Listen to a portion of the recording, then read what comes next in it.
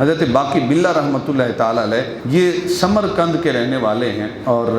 وہاں پہ جو سردی ہے وہ بڑی شدید سردی پڑتی ہے۔ ایسی شدید سردی پڑتی ہے کہ سردیوں میں جو ٹھنڈی ہوا چلتی ہے اس کے اندر انسان باہر کھڑا نہیں ہو سکتا، ایک لمحے کے لیے بھی نہیں کھڑا ہو سکتا، اتنی ٹھنڈی شدید ہوا چلتی ہے۔ حضرت باقی بلّہ رحمتہ تعالیٰ علیہ رات کو اٹھتے ہیں نماز تہجد کی ادائیگی کے لیے، تو وضو کیا،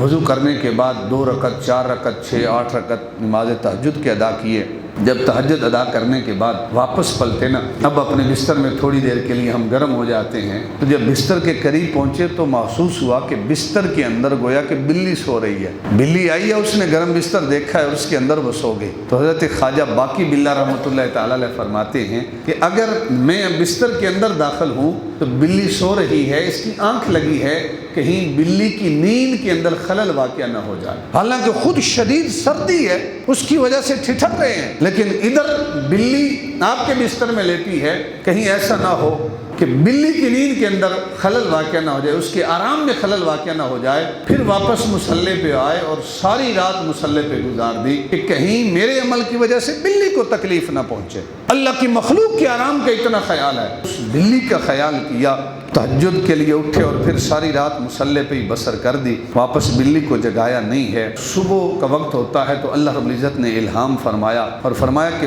پوری رات ٹھٹرتے رہے، بلی کو تکلیف نہیں پہنچائی۔ اللہ رب العزت نے ارشاد فرمایا تم سمرقند سے دلی کی طرف ہجرت کرو اور ایک بڑی شخصیت جو ہے وہ تمہارے ہاتھ پر بیعت ہوگی۔ فرماتے ہیں کہ میں ہجرت کر کے دلی آیا، وہاں پر وقت کے امام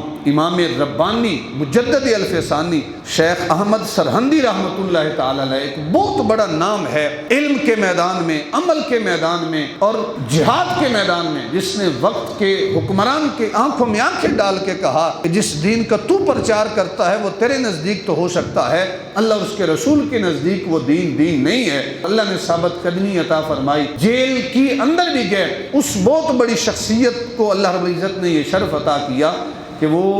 حضرت خواجہ باقی بلّہ رحمتہ اللہ تعالی علیہ کے ہاتھ پر بیعت کرتے ہیں اور بیعت کر کے آپ کے ارادت مندوں میں آپ کا شمار ہوتا ہے۔ یعنی ایک مخلوق کے آرام کا خیال کیا، اللہ رب العزت نے اتنا بڑا مرید عطا کر دیا۔ آج ہم زبان سے کتنے الفاظ نکالتے ہیں جو دلوں کو جوڑنے کے لیے نکالتے ہیں، ہم تو لوگوں کو بھی اپنی اعمال کی وجہ سے، الفاظ کی وجہ سے تکلیف سے نہیں بچاتے۔